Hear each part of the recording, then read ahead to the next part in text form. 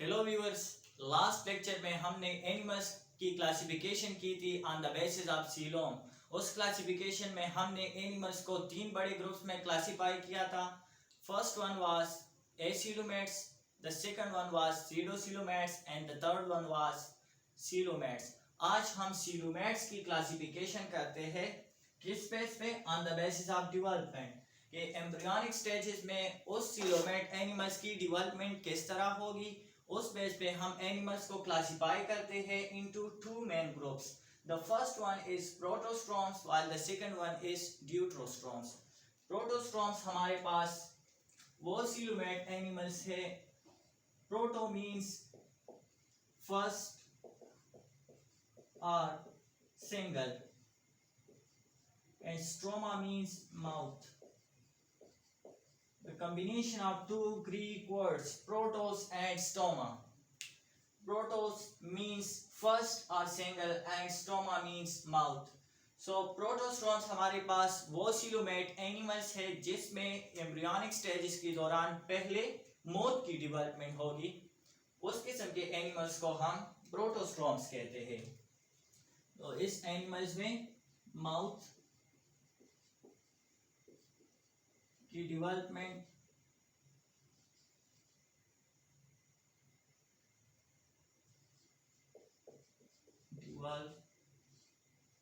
First then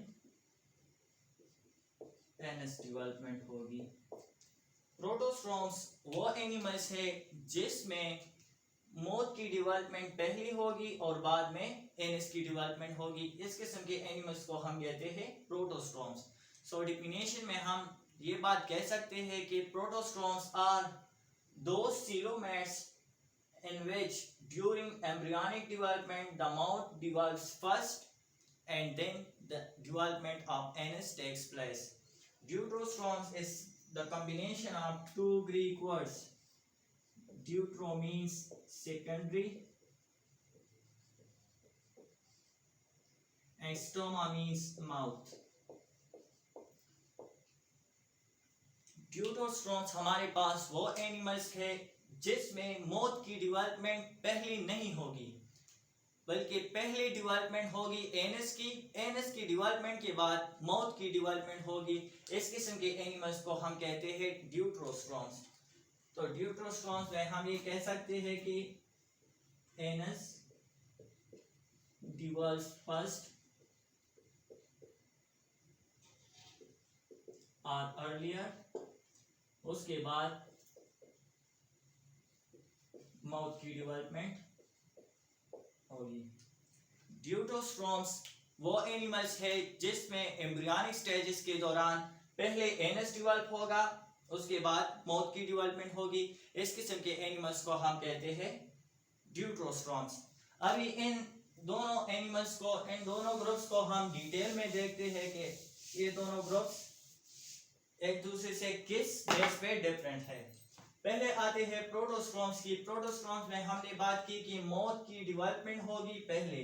तो उस मौत की डेवलपमेंट किस चीज से होगी? ब्लास्टोपोर से। ब्लास्टोपोर ये एम्ब्रियोनिक स्टेजेस के दौरान फर्स्ट ओपनिंग है जो गैस्ट्रूला में प्रेजेंट होगा। उस एनिमल्स, उस पोर को, फर्स्ट एम्ब्रियोनिक पोर को हम ब्लास्टोपोर कहते हैं और ये ब्लास्टोपोर गैस्ट्रूला स्टेज पे प्रेजेंट होगा। तो प्रोटोस्ट्रॉन्स में इस ब्लास्टोपोर से मौत की डेवलपमेंट होगी। दूसरी बात, अगर हम प्रोटोस्ट्रॉन्स में क्लीवेज की देखें तो यहाँ पे क्लीवेज है हमारे पास स्पाइरल एंड डिटरमिनेंट। तो स्पाइरल क्लीवेज का क्या मतलब है?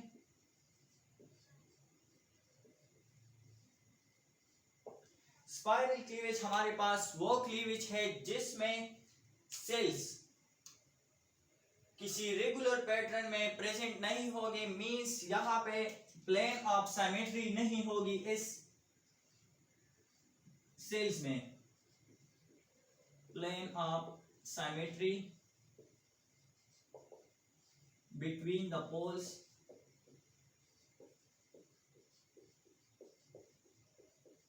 will be absent देखिए ना, ये सेल्स इरेगुलरली अरेंज है। अगर हम यहाँ पे लाइन ड्रा करें तो वहां पे सेल्स, यहाँ पे सेल्स डिफरेंट है, यहाँ पे ड्रा करें तो सेल्स डिफरेंट है, यहाँ पे ड्रा करें तो सेल्स इरेगुलरली यहाँ पे ऑर्गेनाइज्ड है। तो इस किस्म की क्लीवेज को हम कहते हैं स्पाइरल क्लीवेज, जिसमें सेल्स इरेगुलरली ऑर्गेनाइज्ड होंगे, कोई प्लेन ऑफ सिमेट्री यहाँ पे नहीं होगी।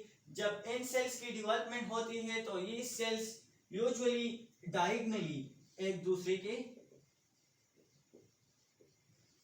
प्रेजेंट होंगे, डायगोनली एक दूसरे के इर्द गिर्द प्रेजेंट होंगे।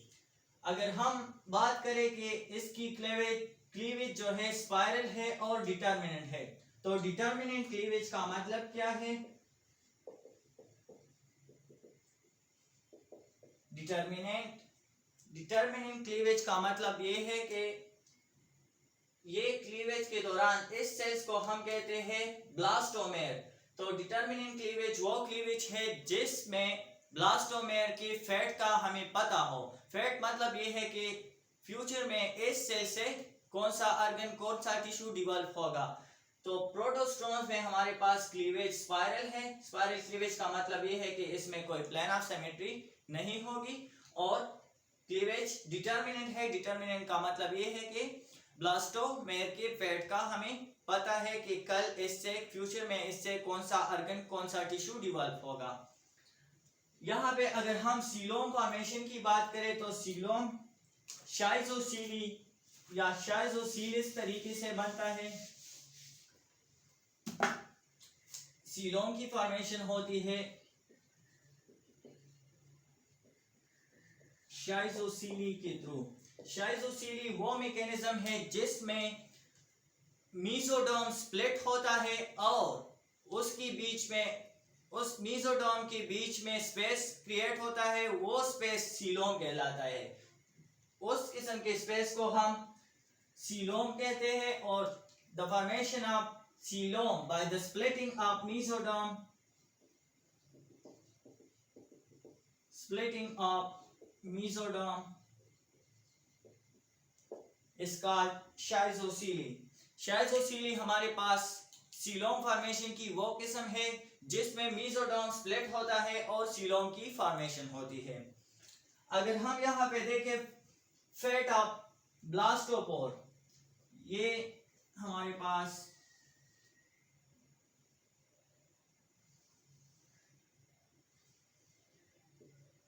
अगर हम इस तरह ड्रा करें, ये है एक्टोडर्म, ये है mesoderm and this is endoderm. For example, this is gastrula, three-layered embryo. The outer layer is ectoderm, the inner layer is endoderm and the middle layer is mesoderm. तो यहाँ पे इस ओपनिंग को हम कहते हैं ब्लास्टोपोर। तो प्रोटोस्टोन्स में इस ब्लास्टोपोर का फेट क्या होगा, इस ब्लास्टोपोर से कौन सी ऑर्गन, कौन सी चीज डेवलप होगी। तो प्रोटोस्टोन्स में ब्लास्टोपोर से मौत की डेवलपमेंट होती है और इस मौत के बिल्कुल ऑपोजिट साइड पे एनस की डेवलपमेंट होगी। तो इस किस्म के एनिमल्स को हम प्रोटोस्टोन्स कहते हैं। प्रोटोस्टोन्स में हमारे पास कौन कौन से पाइलम्स आते हैं?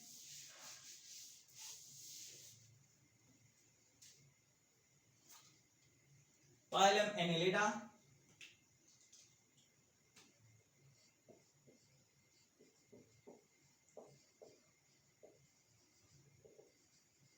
Annelida,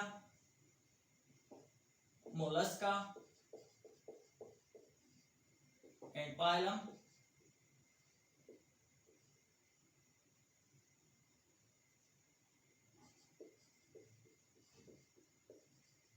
Arthropoda। ये तीनों पाइलम्स प्रोटोस्टोन्स की एग्जांपल्स है। इन पाइलम्स में जितनी भी एनिमल्स है, उन एनिमल्स में मौत की डेवलपमेंट फर्स्ट होगी, अर्लियर मौत की डेवलपमेंट होगी, उसके बाद एनस की डेवलपमेंट होगी। अब हम आते हैं ड्यूप्रोस्टोन्स की तरफ।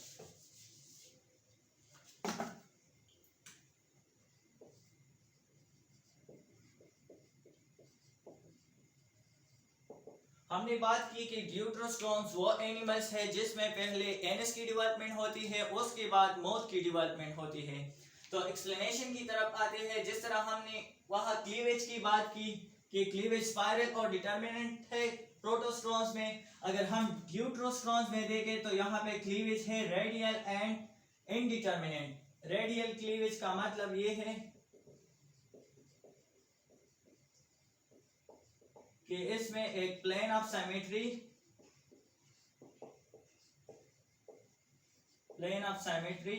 Will be present. ये देखिए, अगर मैं इन सेल्स को यहाँ पे डिवाइड करूं तो इस साइड पे और इस साइड पे सेल्स इक्वल आते हैं, तो इस किस्म की क्लीवेज को हम कहते हैं रेडियल क्लीवेज। और रेडियल क्लीवेज में एक सेल जब डिवाइड होता है तो exactly newly cells exactly on the top of the old cells आते हैं, तो इस किस्म की क्लीवेज को हम कहते हैं रेडियल क्लीवेज। एंड क्लीवेज दूसरी बात यह है कि इनडिटर्मिनेट होगा।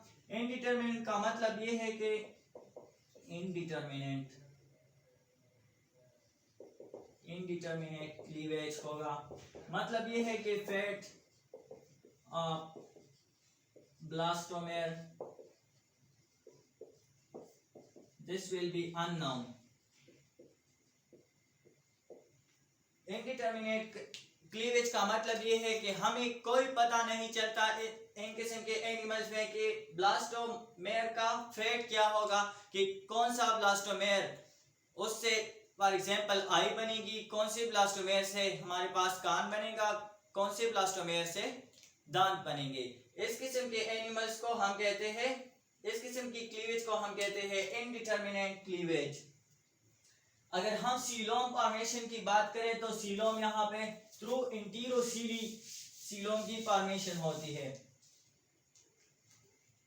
Coelom formation will be enterocoelous. Enterocoelous coelom formation वो है जिसमें ये आर्केंट्रॉन है, यहाँ देखे ये हमारे पास गैस्ट्रूला है, इस गैस्ट्रूला के ओपनिंग को जो सेंट्रल कैविटी है इसमें, इसे हम कहते हैं आर्केंट्रॉन। इस आर्केंट्रॉन से एक बड डेवलप होगा, एक आउटपोच मीसोडर्म का डेवलप होगा और वहां पे हमारे पास सीलोम की फॉर्मेशन होगी। यहाँ देखिए प्रोटोस्टोम्स में मीसोडर्म, ये मीसोडर्म है, ये मीसोडर्म स्प्लिट होकर सीलोम बनाता है। यहाँ पे ये आर्केंट्रॉन है, इससे ये बड बनता है और इस बड फॉर्मेशन के थ्रू हमारे पास ड्यूट्रोस्टोम्स में सीलोम की फॉर्मेशन होती है। अगर हम ब्लास्टोपोर की फैट की बात करें, ये ब्लास्टोपोर है देखें, तो ड्यूट्रोस्टोम्स में ब्लास्टोपोर से एनस की फॉर्मेशन होगी और एग्जैक्टली अपोजिट साइड पे मोथ की फॉर्मेशन होगी। तो इस किस्म के एनिमल्स को हम कहते हैं ड्यूट्रोस्टोम्स। वो एनिमल्स जिनमें क्लीवेज डिटर्मिनेंट होगा, क्लीवेज रेडियल होगा और इनडिटर्मिनेंट होगा सीलोम थ्रू इंटीरोसीलियस फॉर्मेशन। सीलोम हमारे पास इंटीरोसीलिक मैकेनिज्म से बनेगा और ब्लास्टोपोर का फेट जो होगा वो एनस होगा।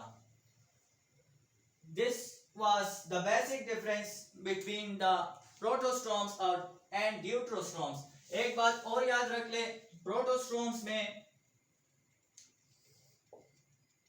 सेंट्रल नर्व सिस्टम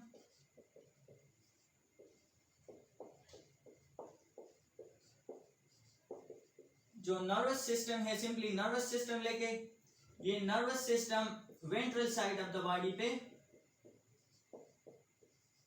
प्रेजेंट होगा। जैसे हमारा जो नर्वस सिस्टम है वो dorsal side of the body पे सिचुएटेड है, कंसंट्रेटेड है, यहाँ पे ventral side of the body पे नर्वस सिस्टम होगा और ड्यूट्रोस्टोम्स में डॉर्सल साइड पे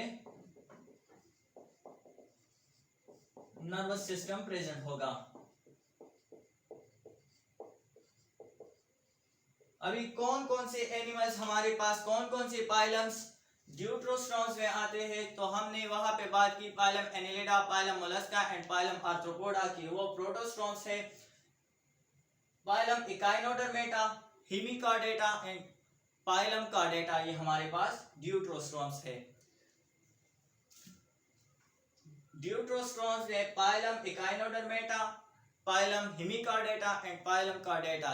जितनी भी एनिमल्स इन तीन पाइलम में आते हैं वो ड्यूट्रोस्ट्रोम्स हैं। मतलब ये है कि उसमें एनस की फॉर्मेशन पहले होगी, बाद में मोथ की फॉर्मेशन होगी। So this was all about the introduction and basic differences between protostomes and deuterostomes. इस टॉपिक में हमने एनिमल्स को क्लासिफाई किया on the basis of coelom. हमने बात की कि टू मेन ग्रुप्स है, प्रोटोस्ट्रोम्स एंड ड्यूट्रोस्ट्रोम्स। उसमें हमने बेसिक डिफरेंसेस पढ़े और सीलोम फॉर्मेशन, जो दो मैकेनिज्म से हमारे पास सीलोम की फॉर्मेशन होगी, एक इंटीरोसीली और दूसरा शाइजोसीली, इन बारे में डिस्कशन की। इंशाल्लाह नेक्स्ट वीडियो में हम जितना भी यहाँ पे आज हम इस क्लासिफिकेशन को वाइंड अप करते हैं, लेकिन एक वीडियो हम जरूर बनाएंगे इन क्लासिफिकेशन पे, जिसमें ये पूरा क्लासिफिकेशन जो है एक चार्ट के जरिए मैं एक्सप्लेन करूंगा। सो इंशाल्लाह नेक्स्ट वीडियो को मिस मत करो and thank you. Allah Hafiz.